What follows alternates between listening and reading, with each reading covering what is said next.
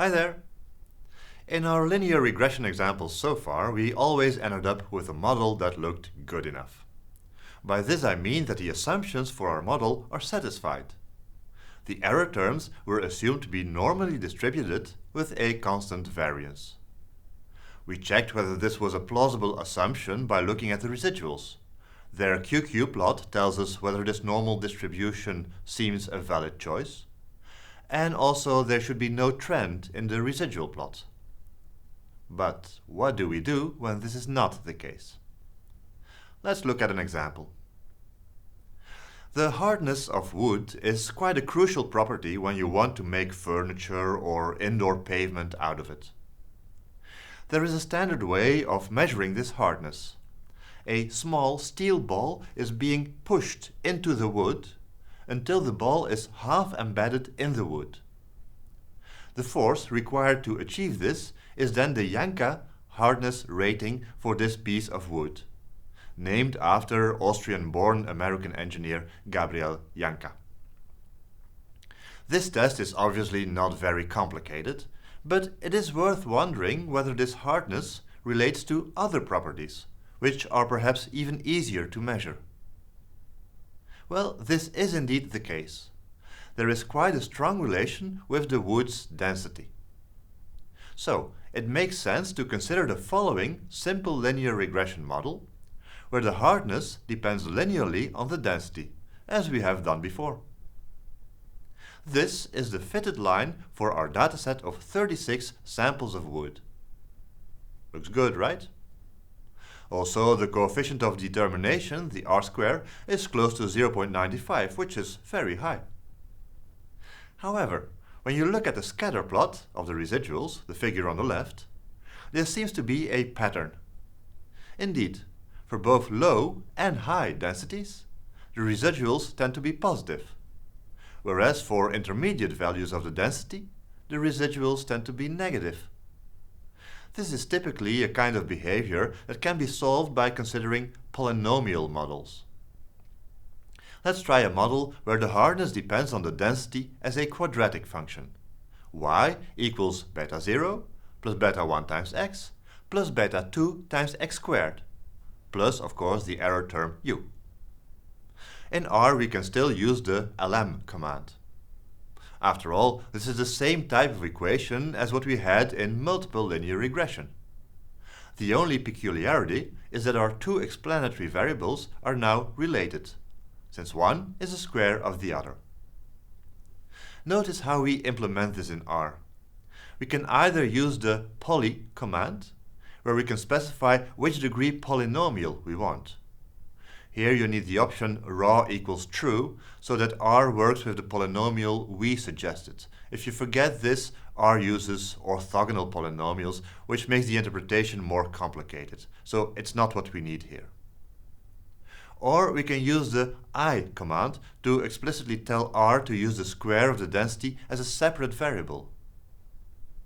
Notice that just adding density squared, which may look like a sensible idea, does not work. R interprets this as interaction between variables, rather than the mathematical operation of taking the square. Finally, a third way would be to define a new variable, density squared, and then use the lm command with density and density squared as independent variables. Did this improve our model?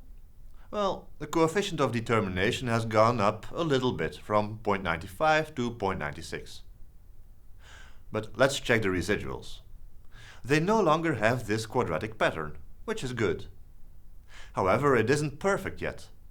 The variance seems to increase as density increases. We again have heteroscedasticity. One way to solve this is to use the logarithm of y rather than y itself. This could work in our case because of the shape of the logarithmic function. For large values of x, it increases more slowly.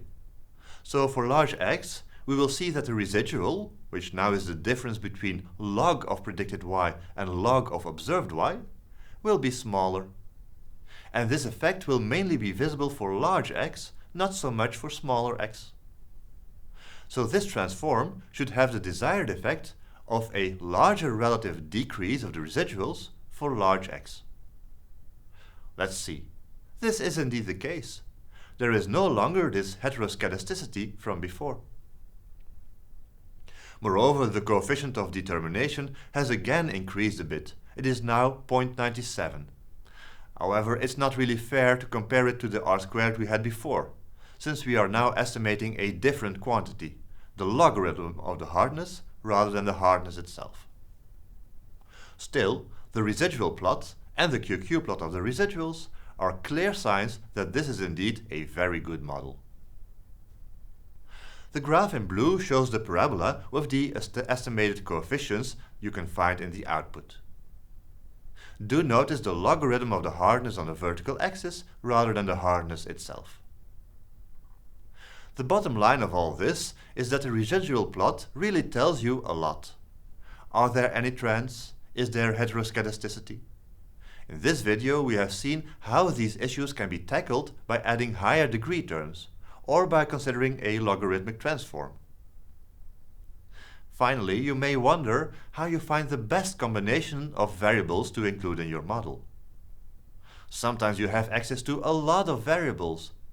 And as we just saw, you can also include squares or cubes of variables, not to mention products of different variables, so-called interaction terms.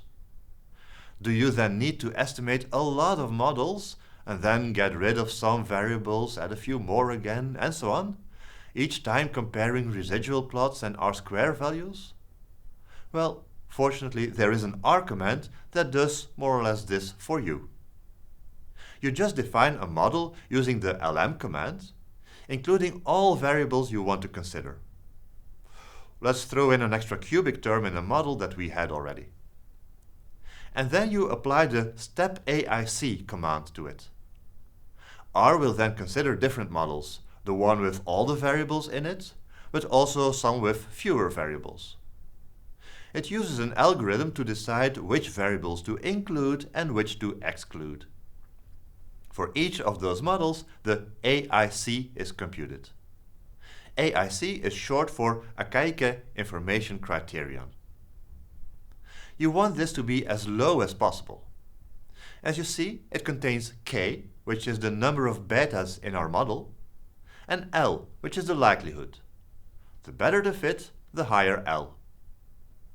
In general, adding a variable to the model will improve the fit, so it will increase the second term, which gets subtracted. This is good. You want a low AIC. However, you pay a price, since by adding an extra variable, also the first term K increases. At a certain point, it will no longer be possible to get a lower AIC value by just adding more variables to the model. Here you see the final step of the algorithm.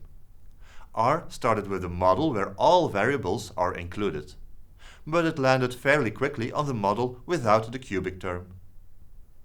By not including the cubic term, we get the lowest value of the AIC. So here we have our final model. Notice that it is no huge surprise that this cubic term does not end up in the final model. The p-value for the beta parameter corresponding to this cubed variable was already quite high, as you can see. Well, this concludes the discussion on model selection and our coverage of linear regression. So, see you next week for the final few topics of this MOOC.